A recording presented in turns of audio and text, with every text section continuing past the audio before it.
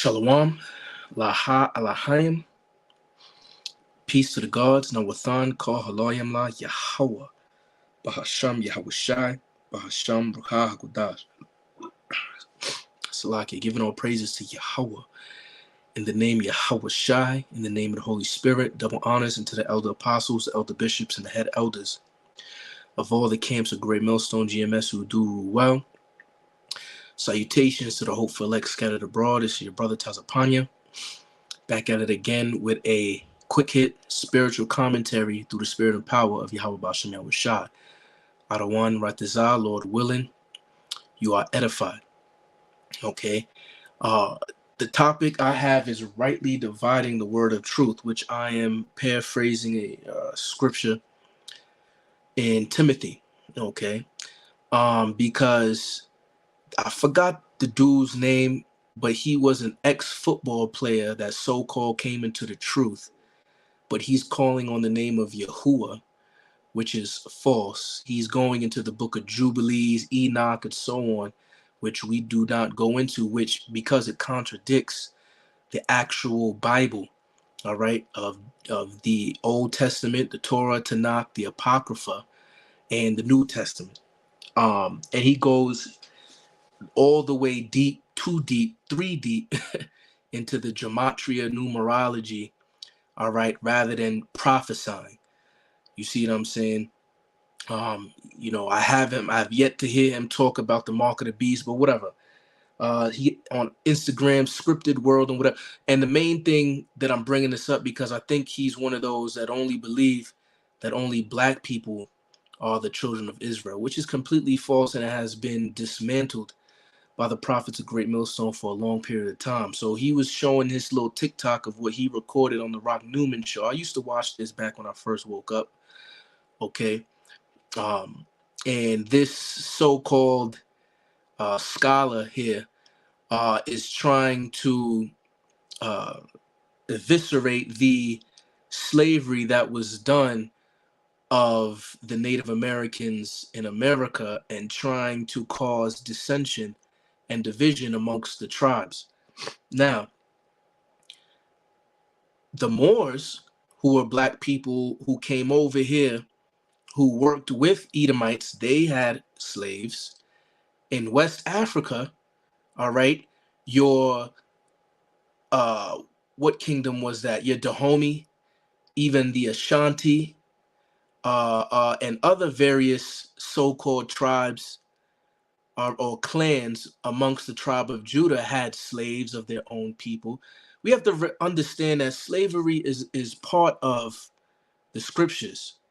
However, we don't do it in the wicked act under Esau. Okay, Revelation chapter 13 verse 10 says, he that giveth into captivity shall go into captivity. He that killeth with the sword shall die by the sword. This is the faith and the patience of the saints, who are the saints, the Israelites, pursuant to the book of Psalms. So you have men out here that is being very patient, right, and has faith through the spirit and power of Yahweh Shem Yahweh Shai, that those that killed them now and before, those that put them into slavery in this lifetime and other lifetimes, for those recompenses to come back unto them when it's the season of Yahweh Bashem Yahweh Shai. Okay, so there's nothing wrong with slavery.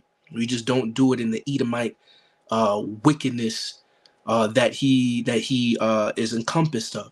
So I'm gonna play this real quick, and I want you to hear this of what he's got going into, and I'm gonna go into a little bit of history in the book of Genesis regarding who he's talking about. All right. Because you talk about this land. This land that was originally inhabited. Columbus didn't 1492. Okay. Address, if you would, the role that the U.S. government, this wasn't willy-nilly cowboys, running wild. This was a U.S. government and its policies that ultimately bastardized, took away from, stole from the Native Americans, made treaties that ultimately were broken. If you want to say willy-nilly, that's where willy-nilly came in. So if you would address that for a moment. Well, yes, it started. One of the first treaties was the New York Treaty about 1516 that came in. That was one of the first treaties. But in every one of those treaties that they set up with the Indians, they put an inclusion in there saying this, that if you were to cooperate with us and be able to help us maintain the slavery system we set up in this country, you know, and we will reward you and compensate you. We'll give you clothing, we'll give you food, we'll give you weapons, you know, and we'll even call you civilized if you will help us maintain slavery. Every treaty contained a clause to help Indians to shut down black folk. Slavery could never have existed in this country and been maintained without the full participation of the American tribes. That's why they started calling them civilized rock, because they began to say, you quit hunting in the woods and running wild and get yourself some land and get yourself some slaves. So Indians became slave hunters, slave traders, and in the final analysis, all civilized tribes, the Choctaw, Chickasaw, Cherokee, and Seminole Indians, they all fought with the South to maintain slavery. Now, he said a lot there. All right. But this is Ecclesiastes 7:7. It says, surely oppression make a wise man mad, and a gift destroyeth the heart. So the gifts that was given from the devil, the so-called white man, the Edomite, unto your Gadites and unto your Reubenites, destroyed their mind, and them not even knowing yet fully that they were perpetuating the oppression of their own people. All right. And this is not the only time has it happened. And then you'll have these Negro only Israelites try to use this as if, oh, well, the Native Americans and Latinos are Israelites, which is completely false. Okay. And this is how you know they're carnal, and the spirit is not dealing with them. All right. The scriptures say, judge not according to appearance, but judge righteous judgment. So if that was the case, how come you're not coming at those dark-skinned, woolly-haired Moors? Because notice he says the treaty in the early 1500s in New York, right? And the inclusions, the clauses that they had in small print, so to speak, all right? And America wasn't even America yet. Okay, this is 200 years before 1776. Okay, so who were these people? Because you gotta, when you go into your history, understand that. Remember, we was ruling in Europe. Some of the people that came over here, just like some of the people that was in America, I mean in Africa, that was pushing and helping to facilitate the slavery of the Israelites, were Israelites themselves, which Esau called them blackamoors, or Salakia, or Moors, dark-skinned people. Okay. And again, the scriptures say there is nothing new under the sun. So let me, before I continue on, let's go to Genesis. All right. Salakia. Let's go to Genesis. What was that? Genesis, is it 27? No, not 27. Genesis 30.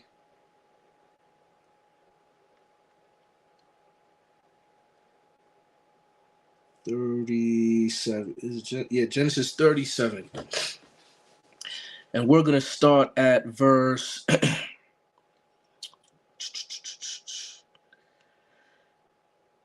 going to start at verse 18. So to get the context, we should all know this by now, right? Joseph being the last son at this point in time, okay, of Jacob, right? So he had grown older brothers, all right, and he was having these dreams, and he was the favorite of his father Jacob because he had him at an old age. You know, he made him a nice coat and everything like that. You feel me? And his older brothers were jealous. Okay. So we're gonna start at verse 18, and it says, and when they saw him afar off, this is his brothers, the other patriarchs of Israel, all right, said, even before he came near unto them, they conspired against him to slay him. You see, so there was already sort of the curses, okay, upon, you know, Israel, all right, and his sons, because in the curses, even though that didn't come into generations later, okay, the one of the curses was that thine eye shall be evil towards thy brethren. You see, so all of the patriarchs had an evil eye towards their younger brother. Imagine that, right? Verse 19. And they said one to another, behold, this dreamer cometh.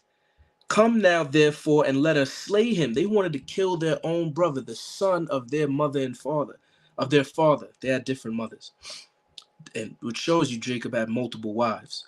Come now, therefore, and let us slay him and cast him into some pit, and we will say, some evil beast hath devoured him, and we shall see what will become of his dreams. And Reuben heard it, and he delivered him out of their hands, and said, let us not kill him. Now, the Reubenites are your so-called Seminole Indians today, which is the so-called 5 civilized tribes. And notice, like he said, who put the term civilized on them? Esau did. So why was they civilized? According to his information, is because in the early times they was able to work with, so to speak, with Esau, Edom, and to do certain things in a way that Esau seemed civilized. Okay, compared, and this is how you know the 12 tribe chart is official tissue. All right, because it's different than how the rest of the multiple clans, all of the tribe of Gad, did from in the West Coast. Okay, now Reuben was the last one to do a standstill against Esau, which shows you the same spirit that it was in the back, because compared to Gad, Reuben was the one that allowed runaway slaves into the territories of Florida, and Florida was more than what we know as Florida today. Florida compassed, if you look at old maps, the southern parts of South Carolina, Georgia, Alabama, and Mississippi. Okay, so your whole what do they call that? The panhandle, so to speak, all into the Everglades and this and that and the third, because Reuben had that spirit of wanting to basically repent from the wicked deeds that they have done. So they might have done certain things at first, but over a while they made a pact with their brethren, with Judah, which is funny, right? Because during this context, Reuben was like, nah, let's not put him to death. You see? And then who else out of all the other sons of Jacob had that same repentive spirit where it's like, nah, we shouldn't be do that. Let's do something else. Judah. You see, so Reuben and Judah was of a very similar spirit, and this is why a lot of Reubenite men, had wives of Judah back in that day, and this is why you have a lot of brothers that are Reubenites that happen to look like Judah, okay, but their father's lineage goes back to a dark skin, most of the time straight-haired, tall, high cheekboned, so-called Native American of the either Cherokee, Choctaw, Creek, so on and so forth, which is now known as your Seminole tribe, okay, of the tribe of Reuben. All right, so let's continue, and I'm going to let it play a little bit more. Genesis 37 and 23 says, and it came to pass when Joseph was coming to his brethren, 22, and Reuben said unto them, shed no blood, but cast him into this pit that is in the wilderness, and lay no hand upon him, that he might rid him out of their hands to deliver him to his father again. So he tried to, because he noticed he was outnumbered. You see? So he was like, yo, let me try to finesse my brethren, because they all obviously is all on the same type of tip. So I'm gonna try to finesse him and be like, yeah, let's just cast him in here. So when they leave, he can come back and pick up his brother and take him to the father again. All right, it says, and it came to pass when Joseph was coming to his brethren that they stripped Joseph out of his coat of many colors that was on him, and they took him and cast him into a pit, and the pit was empty. There was no water in it, and they sat down to eat bread. Okay. And they lifted up their eyes and looked, and behold, a company of Ishmaelites, your so-called Arabians, came from Gilead with their camels bearing spicery and balm and myrrh, going to carry it down to Egypt. And Judah, see, said unto his brethren, what profit is it if we slay our brother and conceal his blood? See, so both Judah and Reuben first was with the conspiracy, right? Conspiracy is a compound word, con with spire, to breathe together. Okay, so they was of that repentive spirit, like, nah, we shouldn't do this. You see what I'm saying? Going on, verse 27. So this is what Judah is saying: come and let us sell him to the Ishmaelites. So Judah was like, yo, let us sell our own brother into slavery to these Arabians. You see? So slavery has been since the book of Genesis, in the beginning of our history. Okay, it says, and let not our hand be upon him, for he is our brother and our flesh, and his brethren were content.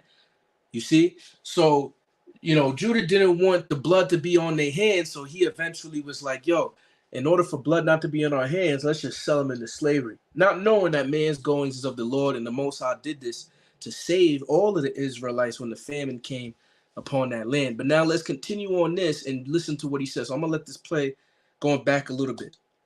Because they began to say, you quit hunting in the woods and running wild and get yourself some land and get yourself some slaves. So Indians became slave hunters, slaves. So notice, Esau was kind of onto something there.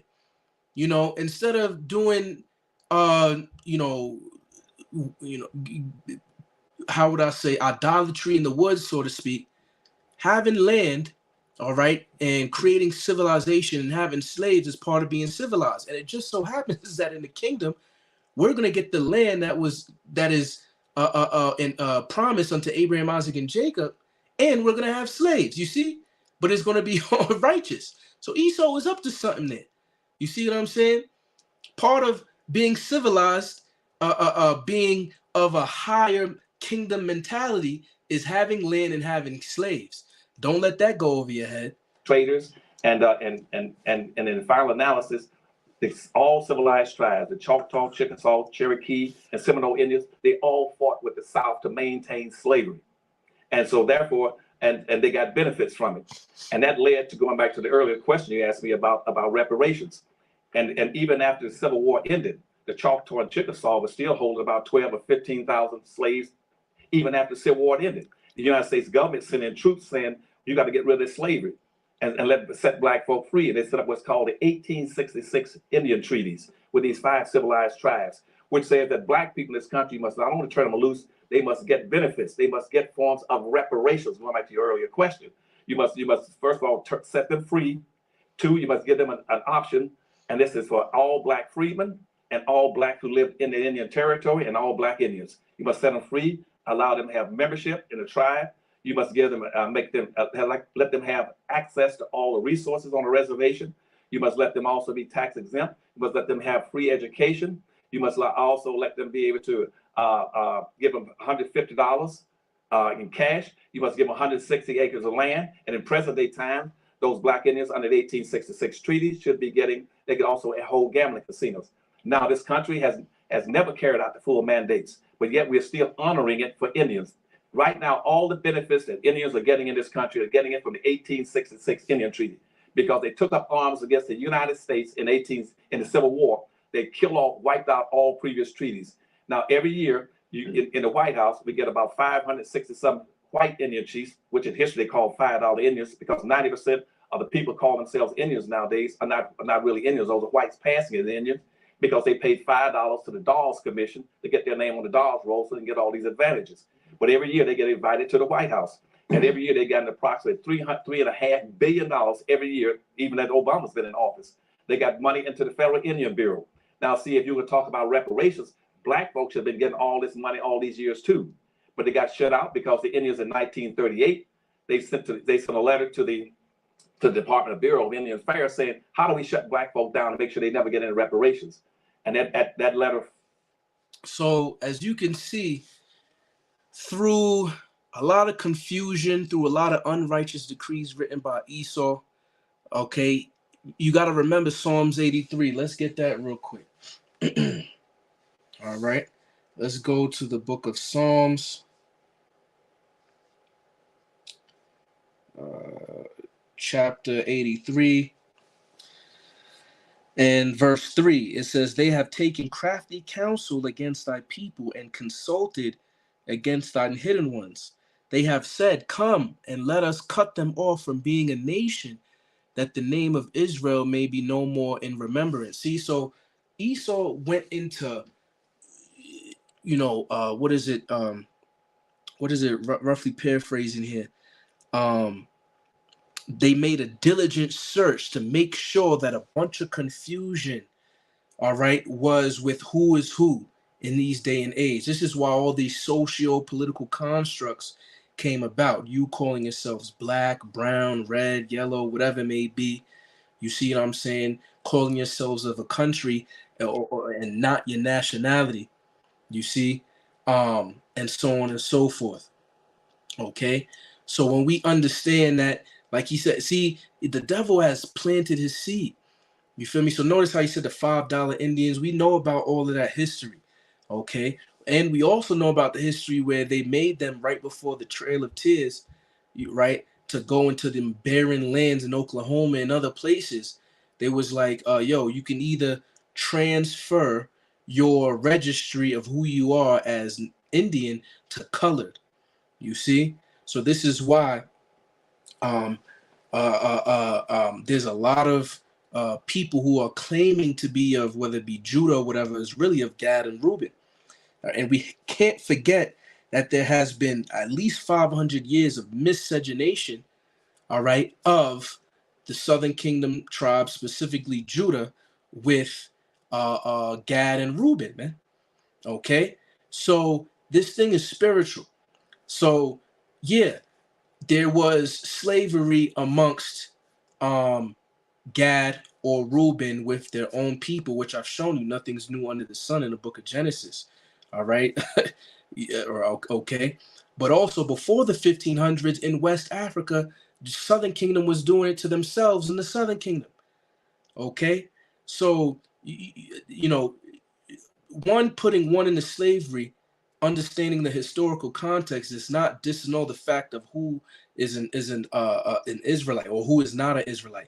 If anything, that adds to the weighty matter of proving who's an Israelite, because like I said in one of the curses, thine eye shall be evil towards thy brother. You see? And the law even talks about having or hiring a servant or a slave, a Hebrew servant, and he works for you for 6 years. On the 7th year, you let him go out. So that's not going off. So that scripted world, I forgot the ex-NFL player, what I think he's just controlled opposition, honestly, through the spirit, who uses the name Yahuwah on his TikTok as Yahuwah's man of war. You going off, man. All right, the so-called Negro, Latino, Native Americans are the true children of Israel. And the 12-tribe chart is 100% official through the spirit and power of Yahweh, Bahasham, Yahweh Shai. Okay? But, all right, we have to see, and this is why Elder Apostle Gabar always says, right, that the in order to understand the mystery, you have to know the history. You see what I'm saying? So when you really have a good context of the history of the scriptures, you'll get the mystery when it comes to the Israelite foreigners, all right, and so on and so forth. All right, the you being called by who your father is, all of the wickedness that we as a people have done. You got to remember, that's why we in this position in the first place, for going off. Okay, so just because one might look, and Elder Malcolm did a perfect video regarding the Native American and that Chinese documentary, the so-called Moab and Ammon in the ancient world, their territory given to them by Yahweh Bashem Yahushua was right next to Gad, Reuben, and Manasseh, man. Okay, so since the Assyrian Empire, we talking almost, I don't know, I gotta get my years, all right, but at least a good way, 600, 700 years before Yahweh Shah was on the scene. So we almost talking 3,000 years, all right, that the Northern Kingdom been over here, man. You feel me? About 2,500 years, man. So you're going to shorten up the gene pool, so to speak, and people are going to look different. All right, this thing is not about how you look; it's about your seed line. Okay, so again, just to put down a couple points here and to recap. Okay, yeah, the Native Americans, and then you got to remember too, Judah got it the worst. We all got it, but Judah got the worst. Why? Because it was the chief tribe. See, when you a leader and you an elder, so to speak, you have more of a responsibility. You see, so Judah was supposed to be the one that all his brethren praised. Judah went off, so Judah got it the worst. But that doesn't mean that Israel ain't get no curses too, because the children of Israel and the children of Judah were oppressed together, as it says in the book of Jeremiah. Okay, so yeah, Gad and Reuben, they went up. And that's why I said about Reuben. All right, because they was the one until like the late 1800s, they was fighting against Esau, and that bum ass fucking Edomite Andrew Jackson. You see what I'm saying? Had a complete hatred for those Reubenites in Florida, man. They was some real expensive wars in the late 1800s fighting. Reuben fought until their last, man, because of the pact that Reuben had with those runaway slaves of Judah. You see what I'm saying? And from them trying to expand through their manifest destiny after the 13 colonies and all that. So again, hey, Lord willing, I was edifying to the elect. All right. No matter what, the truth is going to be exalted, man. All right.